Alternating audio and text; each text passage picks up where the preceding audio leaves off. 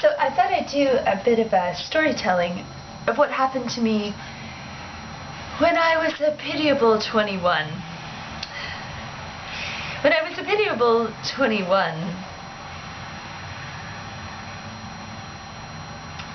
I had it in my mind that clearly things weren't working out with my family. They were all as highly energetic, highly talkative, and highly active as I.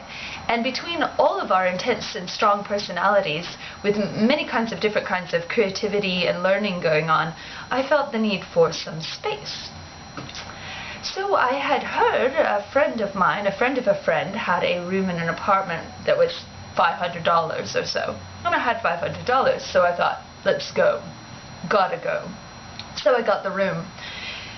And that was going fine. I was working on some writing piece that I was doing, and at that time I didn't have the money for a computer, so I was writing on a large drawing pad a very complicated novel that was written in the style of James Joyce, with a lot of references to everything I had been studying. It was sort of a synthetic mash of all the Latin and French and German I had been exposed to, as well as philosophy, and then my literary interests regarding Virginia Woolf and Sylvia Plath, and a lot of poetry, which, my father being so good on English literature, I grew up with piles and piles of incredible poetry books everywhere.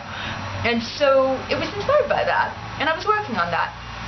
But it seems that the trouble might have started with a conversion of the Catholic girls' school fashion statement in a very conservative Christian town to my radicalized, freedom-loving self that was happy to embrace a more androgynous masculine ethos at the time, which it was quite exciting to make the switch. So I was wearing trousers and men's lace-up shoes and very large, I dressed exactly like my father, basically. And my father had raised me, and it was just purely functional. I could concentrate, nobody bothered me, other than my mom. And this was a great, huge tragedy to my mom, who said, "Oh, but you have such feminine curves," and "Oh, but you're such a pretty girl." And it was like, Mom, I'm a bisexual, lesbian, whatever you want to call it. Like, it's not a big deal. I'm just wearing clothes. Everyone does it all around the whole world. So this was a big deal. And then I was in this, previously arranged in this scholarship ring where I was going to a school I didn't really want to go to. I had many amazing teachers there, very high quality amazing teachers, but I was unimpressed by the bureaucracy and the conservativeness and the very rich children and the selfishness and the spoiledness of it all. So when I finally pulled out with this sort of gossipy atmosphere in the philosophy department and some unsavory characters who did not respect their authority and power, I then went into my own world. I got a job and worked my job, and I paid off my student debt, and I was in my own mind. And I liked the clarity that the relief of the academic hurdles and burdens were relieved from me, and I was allowed to think my own thoughts fairly much. But then I was burning out with the hard blue-collar labor job, which, as an experiment, for a while it was interesting, but it grew tedious.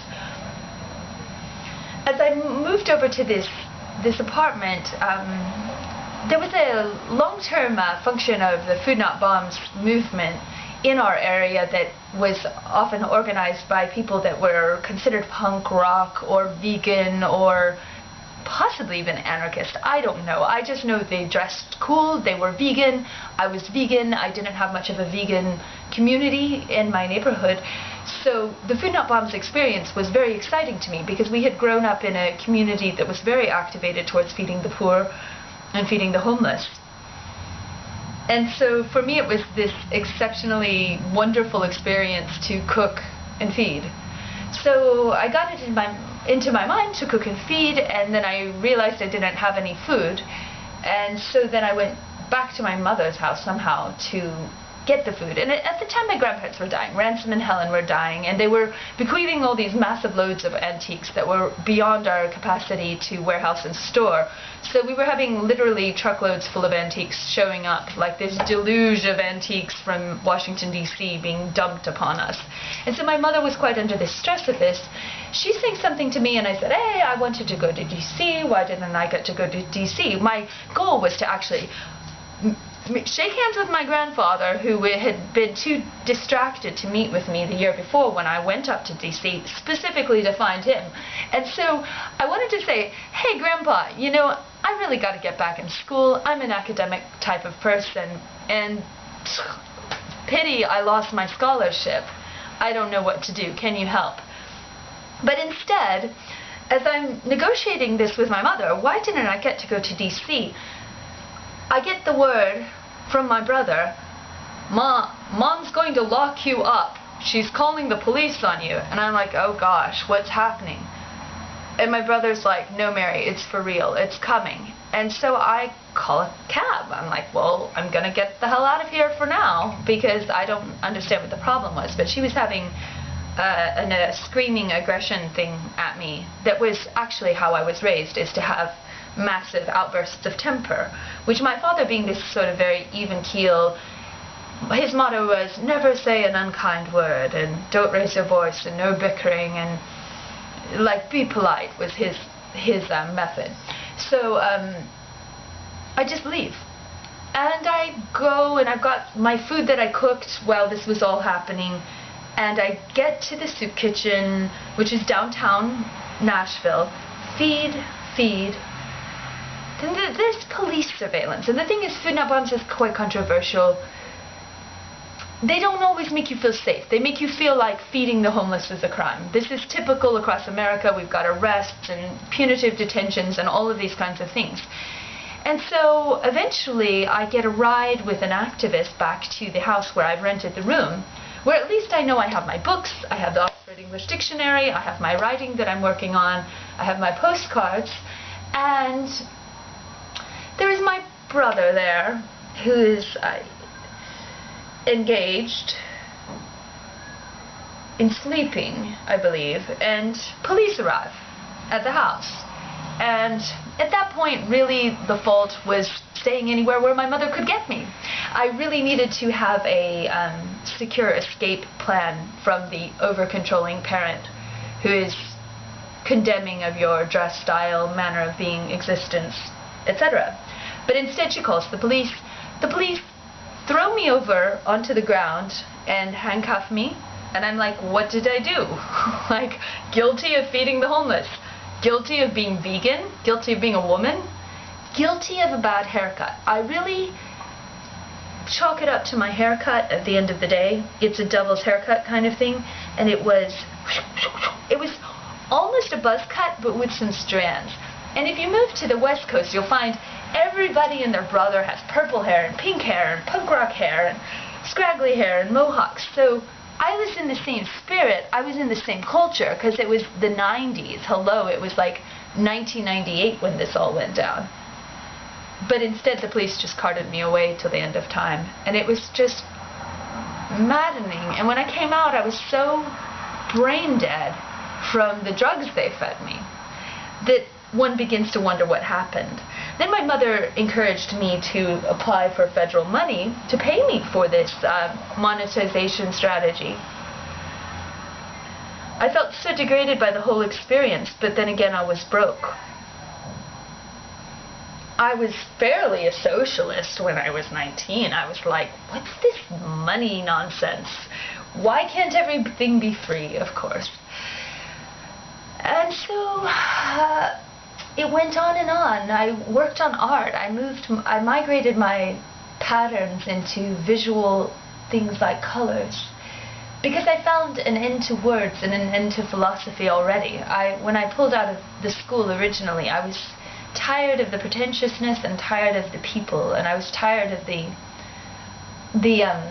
felt like a kind of like a obstacle course that felt deeply meaningless, and I had reached the end of meaning. But then when I had these atrocities perpetrated upon me by an incarceration initiated by my mother, I felt more sense of loss than I could ever begin to imagine, because at least at university I was respected and admired and taking graduate level courses, and my papers were praised, and I had good grades, and I had scholarship, I had a place to stay far away from my family and food to eat, and I had some dignity.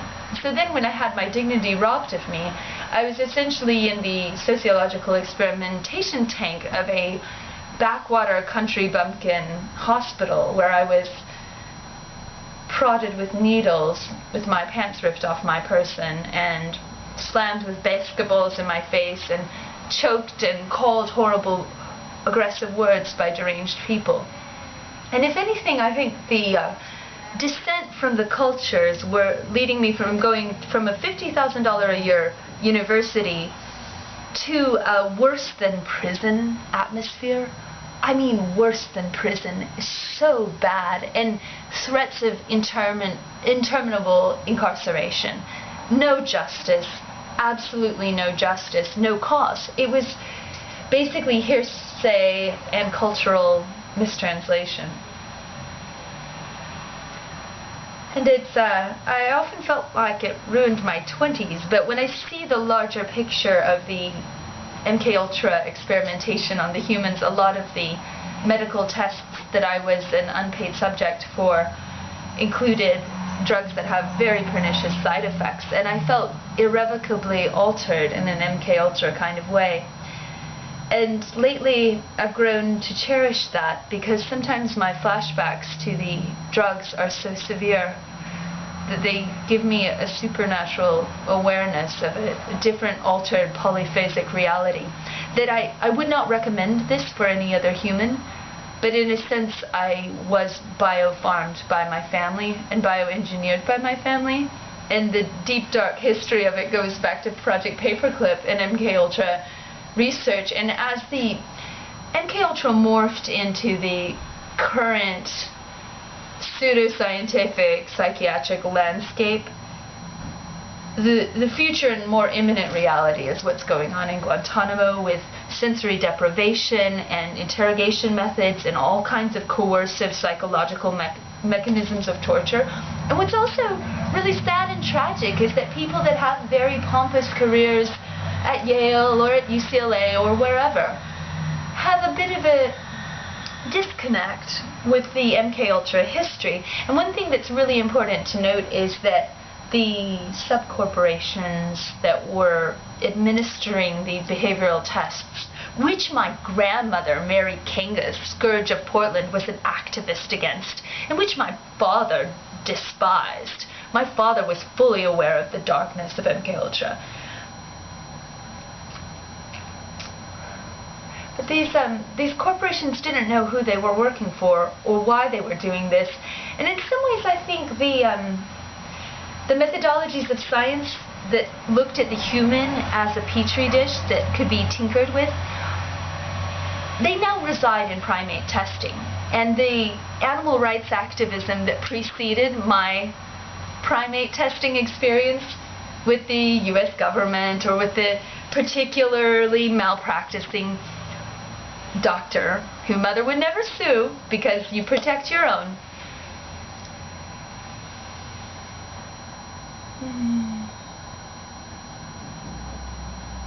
I just was another monkey in their cage. But I'm staying out of their cage. I'm in this cage now.